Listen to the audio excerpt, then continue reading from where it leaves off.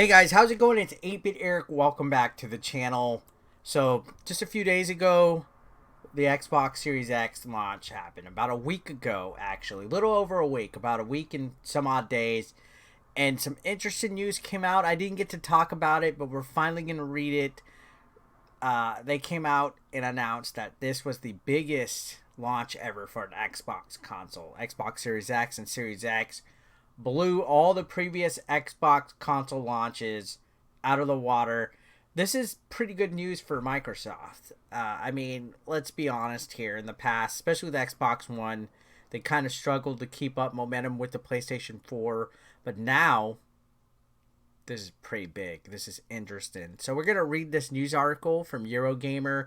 Before we get into this topic, though, if you're not subscribed, if you're watching this, if this is your first time to the channel, why don't you click the red subscription button down below. I'd love to hear that you join the nation. So here we go, guys. Let's read it and weep. It says Xbox Series X and S was the biggest Xbox launch ever. So it says Microsoft has trumpeted the release of the Xbox Series X and S as its biggest Xbox launch ever, though not provided any specific sales figures. So the rumor is we're not going to be getting sales figures from Xbox. As sad as that is, I don't think we're going to be getting it anytime soon.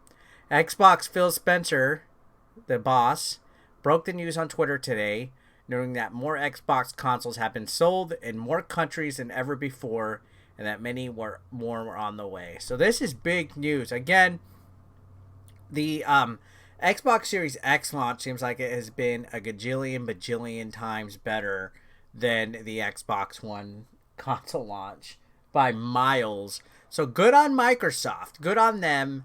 Happy for them, actually. I wonder why they're not releasing sales figures yet. Is it that complicated, or is it that bad, or like, did they just sell one more Xbox Series X than a previous, whatever the last console was in the lead? Who knows? Now it says Xbox Series X and S's are sold out in many places, making this, like many console launches, simply a matter of how many console boxes Microsoft can inject into retailers to sell on launch day. So yeah, it has been apparently very hard, not just for the PlayStation 5, but the Xbox Series X as well, to find these consoles, because they're just sold out. They're hard to find. They're hard to get. It's just an issue. The mention of more countries this time around is also important. Xbox Series SX arrived on the same day in 37 markets compared to just 13 for the Xbox One. So they had more of a global release than the PlayStation 5 did, which I was very happy they did that. I think it was kind of weird. PlayStation is split up into like a week or something. I don't know. I don't know if they've always done it that way, but Xbox Day was the 10th for 37 different markets. So still, as video games analyst Daniel Ahmad points out, any total now, the largest ever for Xbox, means it was higher than the 1 million units Microsoft managed at the Xbox One launch, which is no mean feat in the middle of a pandemic. So, I mean, considering things aside, the situation with the world's climate, with the pandemic, this is impressive. Good on them, again. So it says Microsoft has not published console numbers for years. It says because its own metrics for success are tied to users across PC, console, mobile, and the cloud, and not because PlayStation's ahead. Is it though? I like Microsoft, but let's be honest here. Is that the reason? Now, I do know they're pushing Game Pass a lot more. They're playing the whole xCloud, and they play games anywhere thing as their new thing for this next console generation. So maybe that does have some truth to it. Maybe that is a big reason.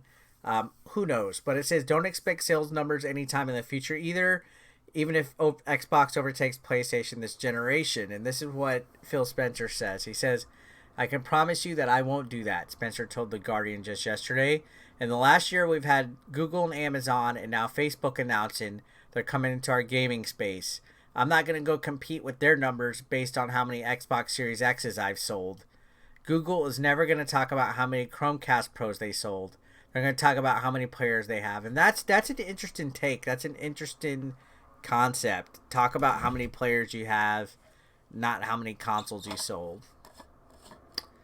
I think it's a big number, obviously, because let's say a household buys one Series X. Technically, there's multiple users, multiple players. So, is that a little bit of padding of numbers? I don't know. A household sells one Series X. Let's say there's 3 kids there, and the father also plays. So that's 4 Xbox players in one house.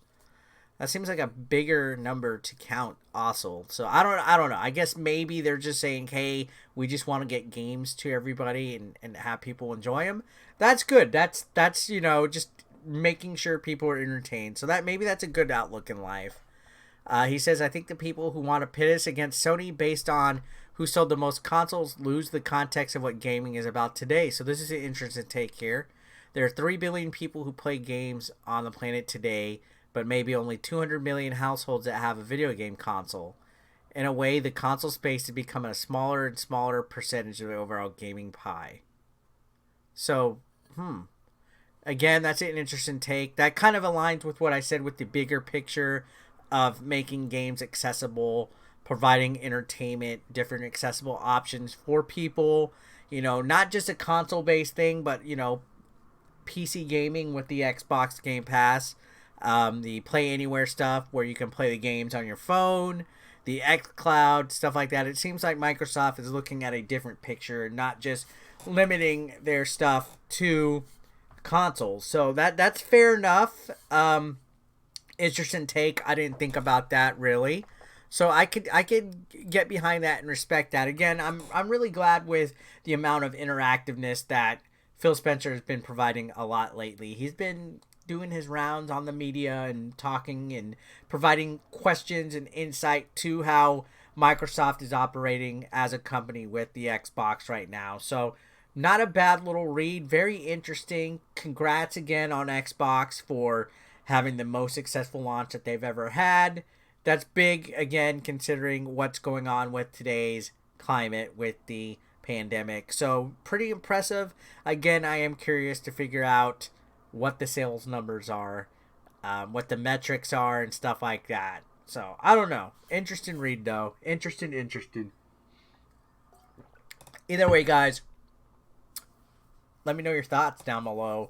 I know these are polarizing topics. We always get people in the comments flaming each other, but it's video games. It's the next gen. We're here. It's a great time to be a gamer, guys. I'd love to know your opinion and your thoughts in the comment section down below. And subscribe if you haven't already. I'd love for you guys to join the AB Nation, enable your notifications. And I'll see you guys on the next video. Have a great day.